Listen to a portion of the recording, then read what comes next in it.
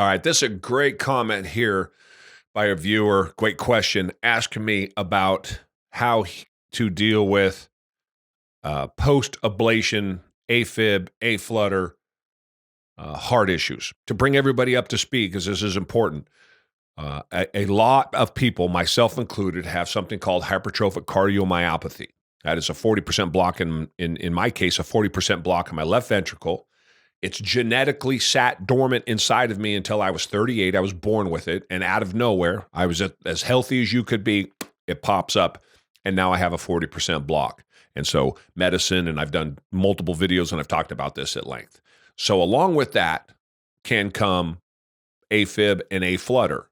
But you can also have Afib and aflutter without having the block. Afib is where your heart just goes to 150 beats a minute and sits there for, in my case, 4 or 5 days at a time. Aflutter is when it goes between its resting heart rate, 70, and it'll just go to 150, and then 2 seconds later, it'll drop back to 70. There's a jolt associated with it. Aflutter for me is probably the worst because it's a big kick. As it kicks in and it goes back and forth, and in one beat it'll be 70 beats a minute, and the next beat it'll be 140 beats a minute, and the next beat it'll be 70 beats a minute. So it's a nightmare, and it'll spread out, right? So you'll have 70 beats a minute, and then it'll go in one heartbeat to 140 beats a minute, where it'll hang there for 35 minutes, and then it'll go right back to 70. And you know it. For me, I know it when it does it. So that's what we're talking about here. And the meds they give you, the ablation surgery, is a surgery where they go into your heart, they go in through your groin, they crawl their way up to your heart, they go into the left side of the heart, and they scar, if you will, the inside of your heart. They burn it. And then once that scar tissue forms on the inside of that ventricle, then they've learned that it helps the electricity that runs through your heart run smoother across there. Afib and aflutter are disruptions in the electrical current going through your heart. And so somehow they figured out by scoring the inside of that heart that they can get the blood, or they can get the electricity to run across it smoother and not cause an interruption that then will cause these sorts of reactions. So my man here says, and it's debilitating as anything you're going to run into. And it's almost, again, in 2017, I was hospitalized 17 times. I had ablation, which was that surgery. I also have been zapped 6 times. 6 times, yeah, in 2017, 6 or 7 times. That is that, they had to cardiovert me, hit me to try to get my heart back into a normal sinus rhythm. I don't know how many times I've been cardioverted all over the years. I don't know how many times I've been walking upstairs only for it to kick me into Afib, which just sucks the life out of me. I know it very well, and I feel for this guy. So with all of that said, here's his question and statement. I don't have much energy on carnivore 30 days in, down 17 pounds. I had heart ablation, so still on a beta blocker, so energy is low still. He says, I've learned cheese is not my friend on carnivore, just meat, eggs, and butter. I had Afib starting at 39. I'm 40 now. Any advice? I lift and do cardio until ablation, and now I'm zapped of energy. So here's what I would say to, I love this name, Mongo Love Candy. Love Candies, awesome name. Anybody can go back and figure out what movie that is from, but that is fantastic movie reference. Here's the thing. I felt just like you did. Mongo loves candy. I'm just like you, and so many other people who get this, who have these afflictions in your heart, I know are nodding your head up and down and saying, yes, that's me. I couldn't get out of my car, just so we're all clear, 2 years ago, without head rushing. So anytime I got out of my car, it meant I held on to the top of the car. I was almost selling my cars because I was too fat to get out of them, and I would head rush every time I stood up. I could get out of a truck, just required me to slide down, no problem. But anytime I had to stand up, if I got out of my chair at home, head rush. If I got out of my chair at work, head rush. Because my heart just could not pump enough blood for me to keep everything working the way that it needed to. And that was the story of my life for 15 years. Last year, feeling exactly how he does after having the exact same procedures and the exact same issues, I decided to change my life. So I didn't care that I was tired. I went for a walk. I didn't care that the carnivore diet sucked the life out of me. I stayed with it. And 17 days is not long enough to even begin to ascertain whether or not the diet is having an effect on you, because you're in the middle of the nightmare.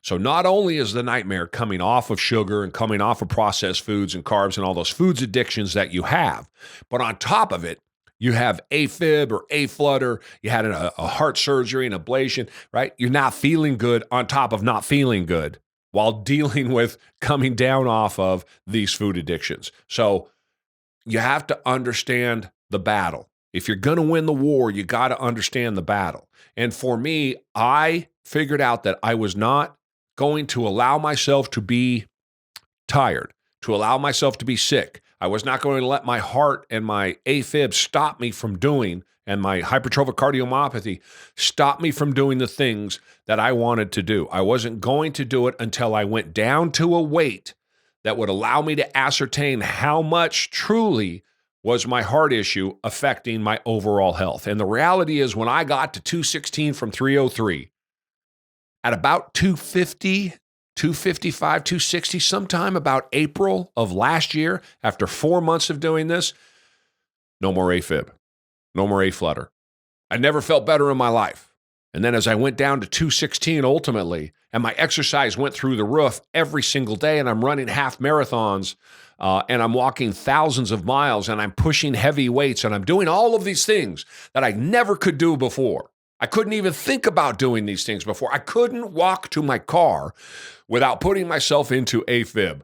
All of a sudden, I'm doing all of the things that I want to do, whenever I want to do them, however I want to do them, at what energy I want to put into them, as hard as I want to work. I just remember to breathe. I'm not going to die like Elvis on the toilet, right? You exhale and breathe and not hold things and all of that. I'm smart about it. A good approach to it. But I think the critical part to that was losing the weight, number one, not using the excuse that I'm sick is why I'm fat, right?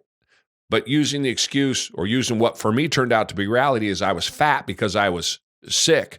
And maybe I said that backwards. I had to get rid of the fat first so I could figure out how sick I was.